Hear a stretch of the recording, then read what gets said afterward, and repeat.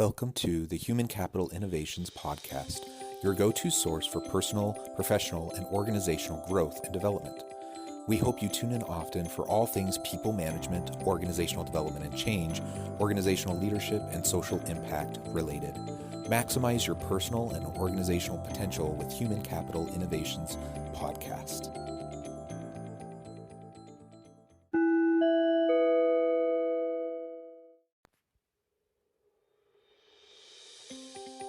Welcome to the Human Capital Innovations Podcast. In this HBR Minute HCI podcast episode, I explore the recent HBR video, Here's How Leadership Skills Can Help You Parent Better.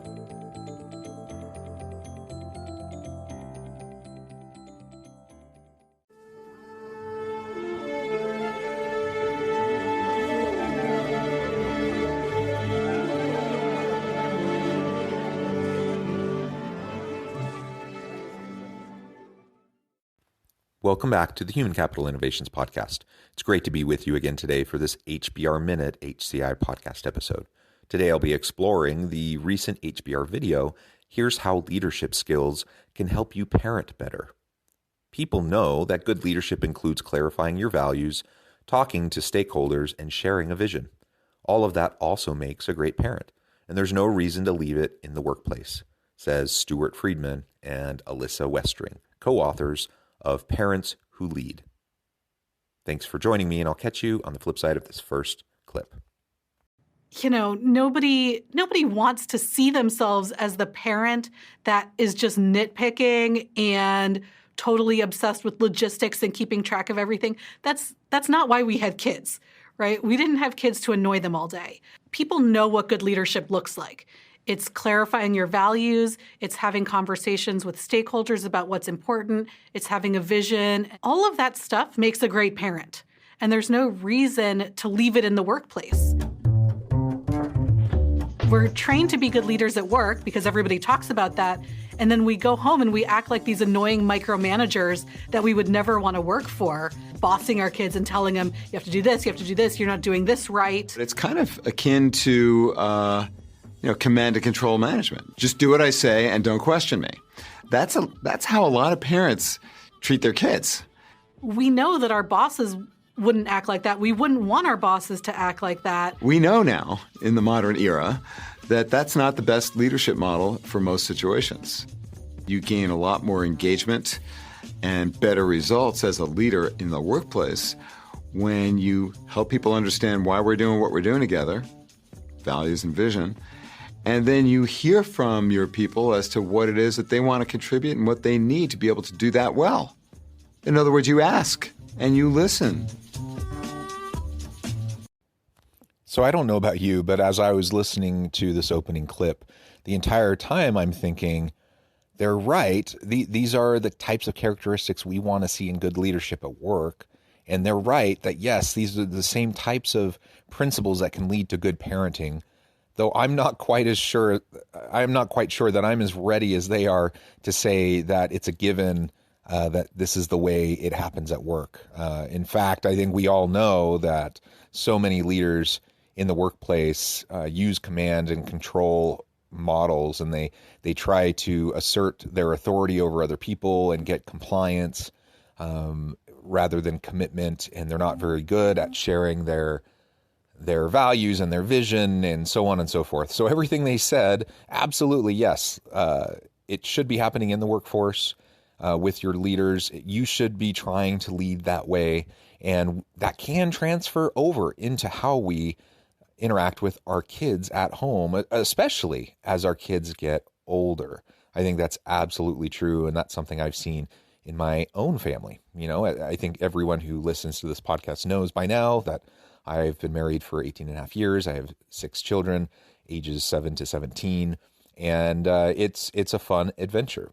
And I think there's a bunch of crossovers between home life and work life and interpersonal relationships with our family as well as with our colleagues. And I don't think it should be that surprising.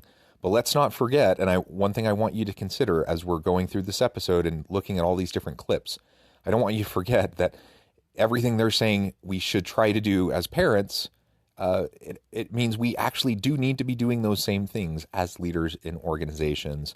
And unfortunately, a lot of times those things aren't happening in our organizations. It's really important to connect with why you became a parent in the first place. Why did you do this? Right? The planet doesn't necessarily need more people. Well, now that you are a parent, now, why are you a parent? What does it mean for you to be a parent?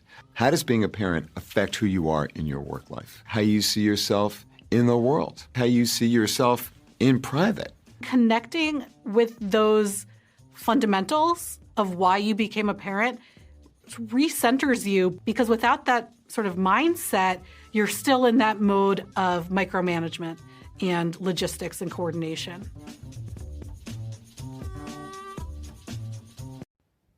I think it's a great question, really, in all aspects of our lives. Why? What's our why? Why am I a parent? Why did I get married at the age of 23? Why did I have my first child a year and a half later? Why do I have 6 children now? What was my vision for my family? And what's the purpose and the meaning that I derive from it? And why did I do all of this? That's a really great question, and we should be asking that to ourselves. But let's also not forget that it applies to other aspects of our life too. And we should also consider, why are we leaders? Why did I take on these responsibilities at work? Why am I a manager? Why am I an executive? Why did I choose to do this rather than, take a different career path? And there's trade-offs to everything. And so, when we decide to take the leap and get into leadership, there are innate challenges in relation to that frankly, you can sidestep a lot of the drama, a lot of the issues, the bureaucracy, the politics, a lot of the beating your head against the wall stuff that happens in organizations that the average worker doesn't necessarily have to be enmeshed in and day out, but supervisors, managers, and leaders usually do. So it's a good thing to remind yourself, why? Why are you doing this? Why did you get involved with leadership in the first place? If we can reconnect to our why, then I think we can stay more aligned, more grounded, and our motivation can be more pure and more sustainable as we move forward, trying to make a difference in our sphere of influence. Prepare for and undertake what we call stakeholder dialogues, starting with your kids. And of course, it's a very different conversation if your child is 3 than if she's 30 or 13. When my kids were much younger, we decided to come up with our family values. And I think we ended up on the words kindness, fairness, and fun. And at that age, fairness is very simple, right? You get one, your brother gets one. And as my kids are growing older, we're revisiting that concept of fairness. So now at their ages, as 8 and 10, we can say fairness doesn't always mean that everybody gets exactly the same thing. And we can use that idea that's been in our sort of repertoire in our vocabulary since they were really little, and it can evolve. But it's not coming to my kids as a shock to know what our family values are. I think the idea of transferring stakeholder dialogues from the workplace into a home setting is a great idea. Now, obviously, we don't need to be as formal as we would, an employee conversation, a performance conversation, or a mentoring conversation at work. That would be strange and probably weird and inappropriate at home with our children. But, we can be age appropriate, and we can have those same types of conversations with our kids. And ultimately, as was mentioned, just listen to what they have to say, genuinely and authentically, sincerely. Pay attention and let them know that you really do want to know what their perspective is. And then together as a family, to be able to clarify your values, your underlying core values as a family, and your vision as a family of what you want to accomplish together.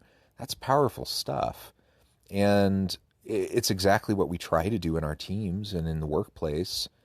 Again, as I mentioned in the first clip, we shouldn't just assume this is already happening in the workplace, because we know so many teams and organizations may espouse, they may say certain values, but they don't actually do them. That doesn't have a whole lot of meaning.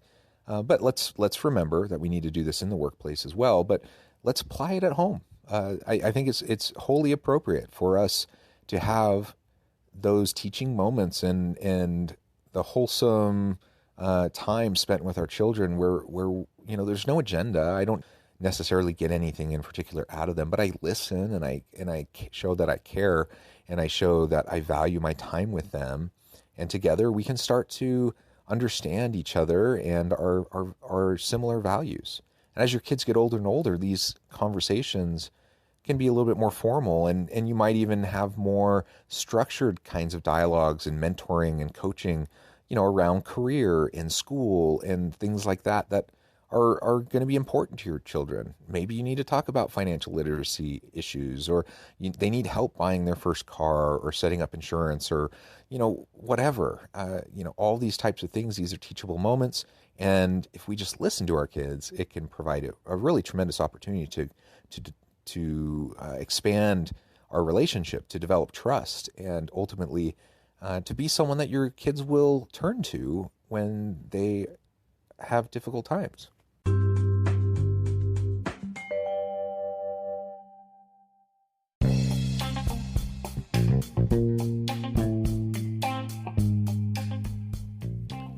I'm excited to announce the publication of my new book from HCI Press, The Alchemy of Truly Remarkable Leadership: Ordinary, Everyday Actions that Produce Extraordinary Results.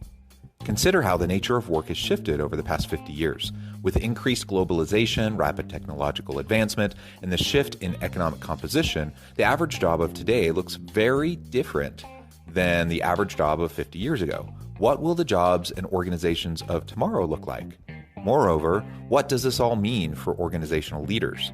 What are the core competencies and capabilities of organizations and their leadership that are prepared for continued disruption and geopolitical and socioeconomic shifts? Regardless of what the future holds, increasingly, leaders need to be socially minded, data-driven, decisive, champions of talent, and disruptors of the traditional notions of leadership, teams, organizations, and work. The Alchemy of Truly Remarkable Leadership will help you to explore your own leadership competencies and capabilities and consider ways to apply and implement them into your workplace and personal life.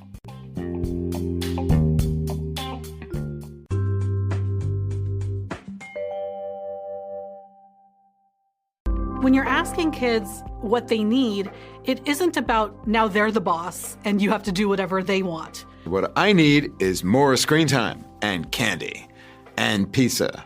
Well, all right, let's talk about what that means and how that fits with the kind of family we're trying to become, and why that's a good thing for you as well as for me. But it is about them giving them a sense that they have a voice in the family and that they can have some input. But when they tell you what they need, and let's say they say, I need more time on TV. What do you say to that? Well, now it's opening a door to you sharing your values and how they might conflict with that, or how you can incorporate TV into your family in a way that matches everyone's values.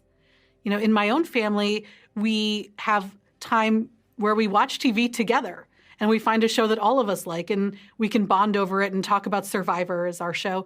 What would you do in this situation? What skills do you need? How would you have handled this social situation? And that's really different than two kids with headphones on sitting on their tablets. Kids respond generally pretty well.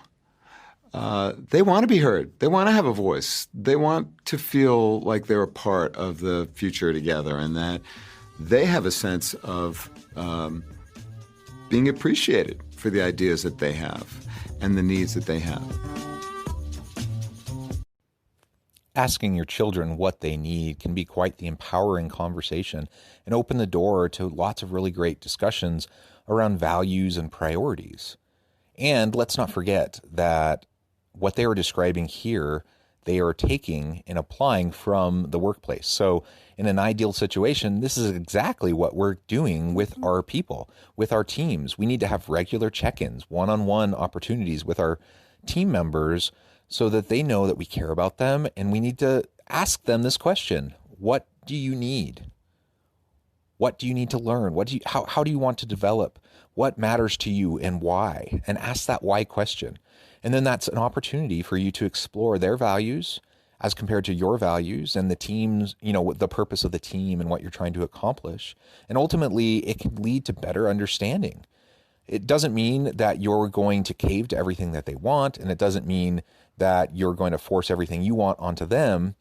There's going to be a balance, and you're going to have to figure that out. But ultimately, opening up the dialogue and having transparency, it opens the door for more accountability and for shared understanding and for everyone to get connected on those core similar values that everyone believes in, and to have that shared meaning, that shared purpose in the team and in the organization.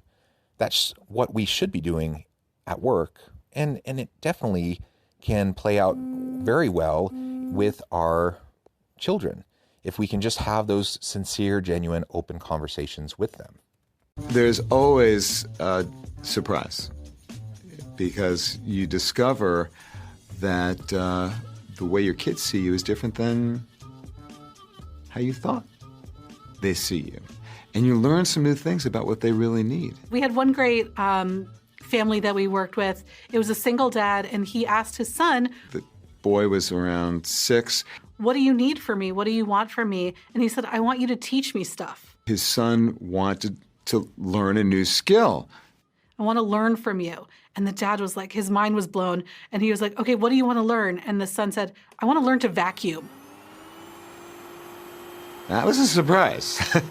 It's something that he'd seen being done, like it was taking care of something in the house. Wow, you want to learn how to vacuum? Okay. Father never thought about that before, but it turned out to be a great project for them to work on that. It was such a small moment to say, here's what I want our relationship to look like. Here's what I need from you. And in general, the couples that we work with, the people we work with, are really surprised by the answers that they get and how thoughtful they are. I think a lot of us go into this expecting the kids to say, "I need more presents, I need more junk food." And the answers are much deeper and much more clear. Things like, "I need you to put away your phone when you're talking to me. I need you to be here. I need you to listen to my problems. I need you to give me advice. I need you to support me in this way or not criticize this." At all age ranges, the answers are pretty profound. Have you ever experienced that kind of a surprise with your children? Have you ever had that open, authentic conversation with them, just listening to them, trying to meet their needs, asking them what they need, what they want, what's important to them? Oftentimes, they will give you quite interesting and sometimes even profound, but certainly often surprising answers to those types of questions. And sometimes, yes, they're going to want more candy. Yes, they're going to want more screen time. Yes, they're going to want this, that, or the other thing. But a lot of times they really just want time with you, or they want to learn something new, or they want to develop some new talent or skill. And unless we take the opportunity to just talk with them about what they need and why, then we're not going to be able to uncover that. And that's exactly the same thing that should be happening in the workplace. That if we just ask our people what they need, we might be surprised with what they say. If we just ask and actually listen and pay attention, they might actually tell us what they need. And we might be surprised by what they say, and it may turn out that it's something that we absolutely can help with and that we absolutely can support them in. And it may be something that we would have never thought of ourselves. And just because we came up along a certain path, we often project that onto others, and we think, well, I did it this way, so they should want to do it that way too. And that's just not the way it works. A lot of times, everyone has their own unique path and journey, both in life in general, but also in their careers. And so the bottom line is we will usually be surprised when we just ask our people what they need and how we can support them. On its surface, it might seem like you're dehumanizing or perhaps objectifying, the work that is family life. But that's not typically what happens. The groundwork is in let's get to know each other better and what we really care about and trying to do and what we are trying to do here together. And to see where we are not doing as well as we can and to communicate about how we can take our current reality with a clearer view of it and make it better, which is, after all, the work of leadership.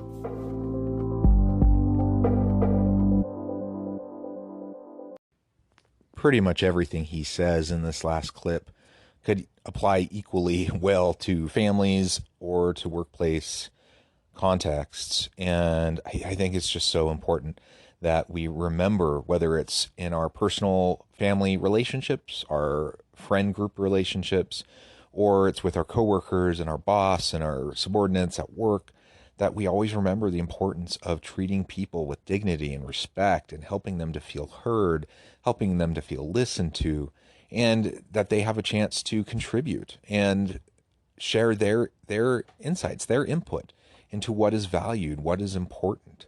When we do that, whether it's at home or with our friend group or at work, in our communities, at the school, wherever, if we can do that, then we generate buy-in. We generate collaborative support towards shared values and a shared mission and purpose that will help us to achieve. And inevitably, during those conversations, we're going to have the opportunity to also discuss things that aren't going so well so that we can improve. And ultimately, isn't that what we want in every aspect of our life? Thank you for joining me for this episode of the Human Capital Innovations Podcast. As always, I hope you stay healthy and safe, that you can find meaning and purpose at work each and every day, and I hope you have a great week.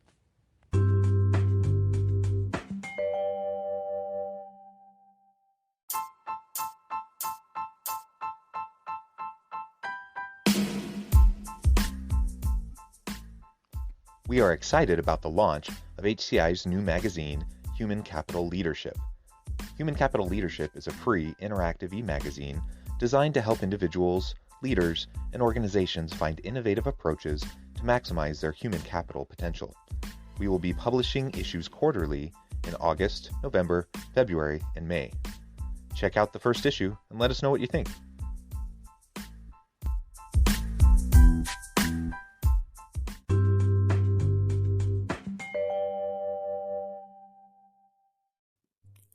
Thanks again for joining us for this episode of the Human Capital Innovations Podcast. I hope you stay healthy and safe and that you have a great week.